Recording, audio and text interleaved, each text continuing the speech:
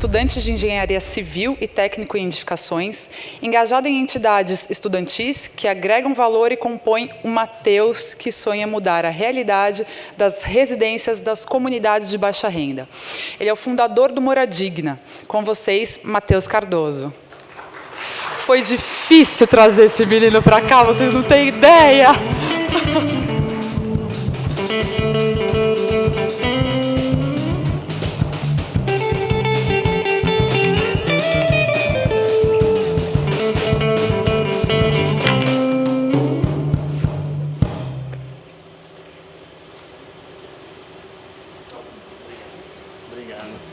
Boa noite, pessoal, tudo bom?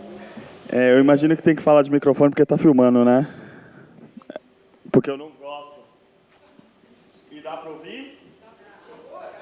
Não? Nem se eu falar bem daqui, porque eu odeio o microfone. Tem que usar, né? Beleza. Então, boa noite, pessoal. É um prazer estar aqui com vocês. Eu ser convidado para falar do Moradigna, para mim, é sempre um prazer, porque é o meu assunto predileto, né? Então, é um prazer mais para mim estar aqui contando para vocês do que vocês aí ouvindo, com certeza. Esse sou eu, uma foto bem mais atual do que a que estava aí, porque eu não sei de onde teve aquela foto, porque eu mandei essa, mas beleza. E aí também está menos atual do que como eu estou já, né? Mas aí eu hidratado, com sono em dia, tudo tranquilo.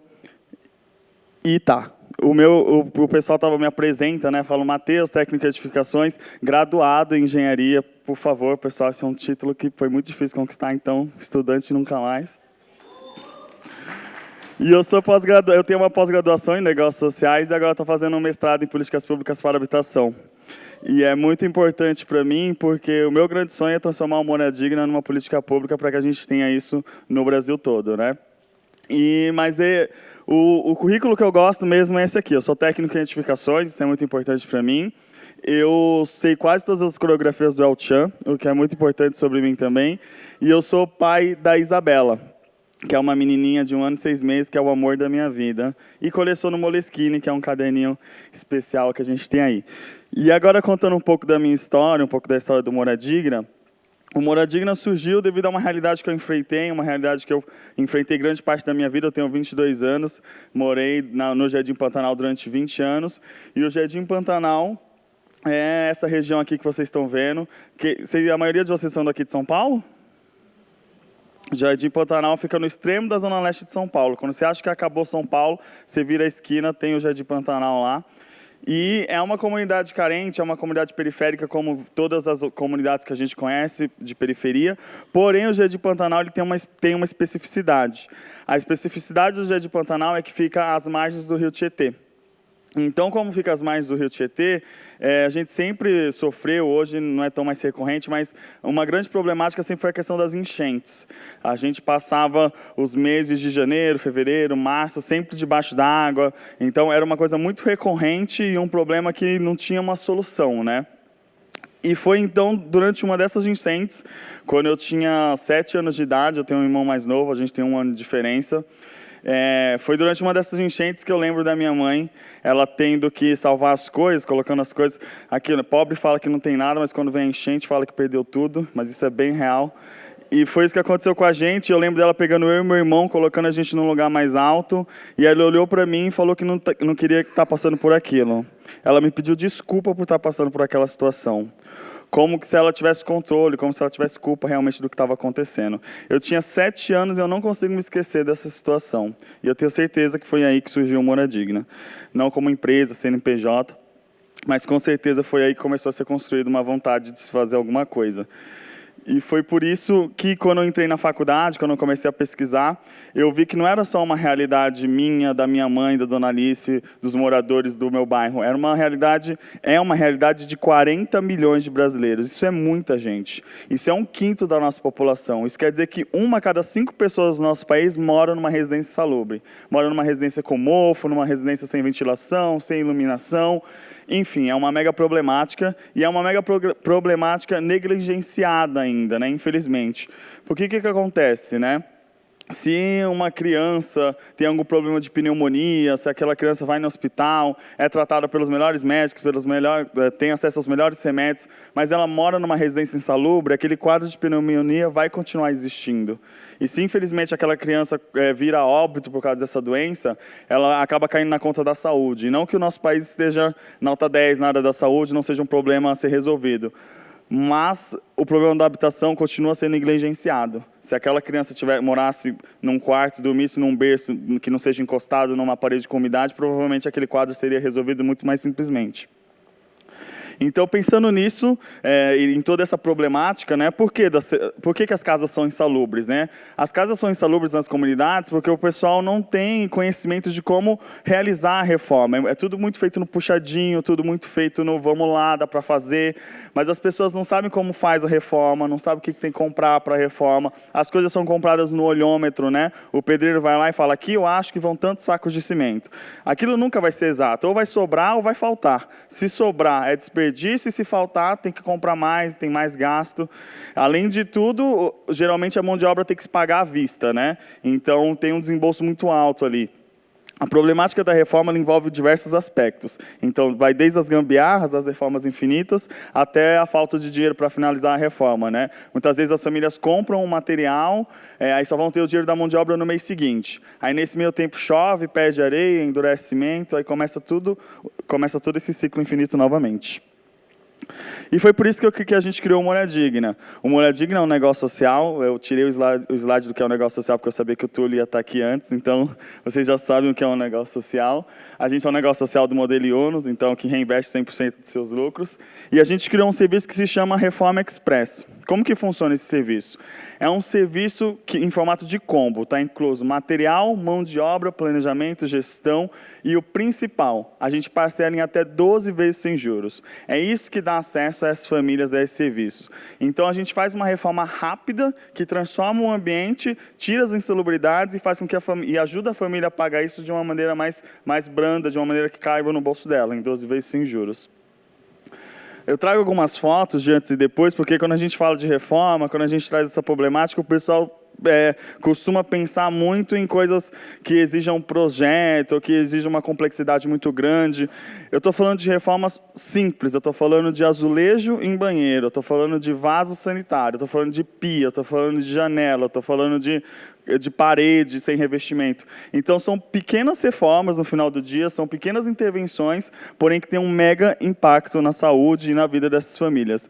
Porque a casa, além de tudo, ela é uma segunda pele, é uma plataforma, né? A gente infelizmente, só, pelo tamanho que a gente consegue mensurar muito bem os dados quantitativos. A gente ainda não consegue ter uma análise qualitativa dos resultados, não de forma estruturada, mas a gente escuta muito feedback de família de que as crianças voltaram a ir para a escola porque agora podia tomar um banho quente para ir para a escola, de que o pessoal estava mais motivado para ir trabalhar porque agora tinha onde se arrumar, de que essa semana a gente fez uma reforma de uma mulher que a maior felicidade dela foi ter a sala reformada para poder tirar as fotos do casamento do filho dela, porque no restante da casa não tinha condições de fazer nada disso.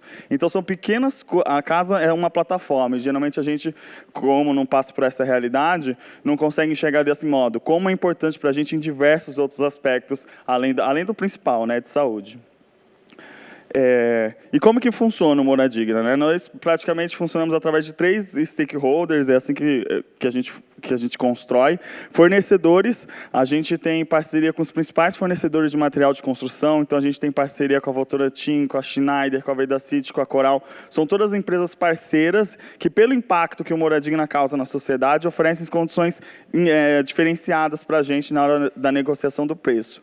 Mas isso é muito importante, o Moradia Digna compra dessas empresas, porque o Moradia Digna é um negócio social. O Moradia Digna fatura, o Moradia Digna compra seus insumos. E qual que é uma relação, o que eu quero dizer é que a gente tem uma relação comercial com essas empresas, a gente não tem uma relação simplesmente de doação com essas empresas. Por quê? Porque essas empresas têm o máximo interesse de entrar nas classes C e DE, porque hoje é o maior potencial consumidor do Brasil. E se um cliente nosso está numa gôndola do material de construção para comprar uma tinta, ele vai escolher pelo preço. E ele não vai escolher a tinta coral, porque a tinta coral é o do maior preço. Agora, quando através do Moradigna a gente dá acesso a uma tinta coral, a gente está cativando aquele cliente para usar a tinta coral. Se ele um dia for precisar usar de novo, ele pode consumir essa tinta novamente. Então, é um investimento praticamente de marketing dessas empresas no Moradigna. E para a gente isso é muito importante. Um outro pilar é o governo, referente a políticas públicas, que é uma parceria que só a gente sabe que é uma parceria, eles ainda não descobriram. A ideia é que eles descubram um dia, para que a gente possa desenvolver isso de uma forma escalável, já é um negócio que a gente visa a escalabilidade, mas a gente acredita que com o envolvimento de políticas públicas, a possibilidade disso chegar a muito mais lugares é ainda maior. E por último, a mão de obra, que para a gente é super importante. Toda a mão de obra do Moradigna, pedreiros e ajudantes, são da comunidade onde o Moradigna atua. Hoje a gente atende toda a Zona Leste de São Paulo e todos os nossos pedreiros e ajudantes são da Zona Leste de São Paulo. Isso é muito importante porque cria um empoderamento da comunidade, faz com que o dinheiro gire na comunidade. Então a gente consome na comunidade, a gente é contratado pela comunidade e contrata as pessoas da comunidade. Ainda mais na Zona Leste, onde a gente atua, que é uma área totalmente dormitório, 70% das pessoas da Zona Leste saem da Zona Leste todo dia para trabalhar. E saem às 4 da manhã e voltam às 8 da noite. Então, possibilitar com que, pelo menos, esse microcosmo trabalhe perto de casa, tenha essa possibilidade, para a gente é muito importante e traz vários benefícios como empresa também.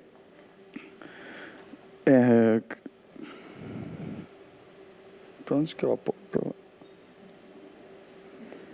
É para cá? Eu posso continuar, tudo bem. Beleza. Esses são alguns dos resultados, né? A gente começou o Moradigna Eu comecei o Moradigna em 2014, ainda na faculdade. A gente começou a fazer as primeiras reformas no início de 2015. Passamos pela aceleração da IONOS em 2015. E quando a gente começou as reformas, de fato, de uma maneira mais profissional, de uma maneira como empresa, né, que foi depois da aceleração, em setembro de 2015, de lá para cá são esses resultados. Já são mais de 300 reformas realizadas, já é mais de R$1 milhão movimentado na comunidade, né, já que a gente é contratado pela comunidade, contrata as pessoas da comunidade, e o mais importante, já são mais de 1.000 pessoas impactadas diretamente. Moradores de comunidade que não tinham acesso a um serviço de qualidade para sair dessa situação vulnerável. E como que isso acontece, né? E é um slide bem prepotente mesmo, porque a gente tem o melhor time do mundo para realizar a reforma. E eu digo isso com todo orgulho, porque é um time super jovem, o pessoal que trabalha no escritório, a idade média é 23 anos, se eu não me engano. E é uma equipe que gira, no mês, mais de 25 reformas. A gente tem 20 dias úteis do mês, e então gerar mais de 25 reformas por mês é um desafio, e é um desafio que a gente faz com muita garra, com muita vontade de fazer acontecer, principalmente pelo impacto que a gente sabe que acontece, mas também porque somos um negócio, né? Essas pessoas trabalham lá, todas têm seu salário e todas têm um propósito muito claro com o que a gente faz e por que a gente faz, né? E é uma coisa que a gente consegue transmitir para a mão de obra direta, que são os pedreiros e ajudantes, e que parecia no primeiro momento muito difícil, né? A gente sabe que essa mão de obra é uma mão de obra muito resistente, é uma mão de obra muito calejada por diversos problemas históricos que a gente tem aí no nosso país, mas a gente consegue ter uma relação muito boa com eles nesse sentido, de que a gente não está realizando só uma reforma, de que a gente está transformando uma plataforma para mudar a vida de uma família. Então, junto com as empresas que fornecem, que doam material para o Moradigna, a gente também fez uma parceria para capacitação, por isso que nossa mão de obra é diferenciada também. Então, a Coral, a Vedacity, essas empresas têm o maior interesse que os funcionários, que os aplicadores usem esse material da melhor forma possível, né? Porque se tem algum problema na aplicação, as pessoas geralmente ligam no saque. Então, essas empresas elas também têm esses programas de capacitações e a gente realiza essas capacitações lá no Moradigna. E como não tem nenhum custo para a gente abre para a comunidade para que cada vez mais pessoas se capacitem também. Por que a gente faz tudo isso? A gente faz tudo isso, de novo, eu comecei com a ideia de mudar a vida da minha mãe, de mudar a vida do meu bairro, mas depois que você começa alguma coisa desse tipo, que tem um poder tão transformador, você não consegue mais parar. É isso que me faz levantar da cama todo dia, e é isso que vai continuar me fazendo levantar da cama todo dia, até que a gente mude a vida de 40 milhões de brasileiros. Muito obrigado, pessoal.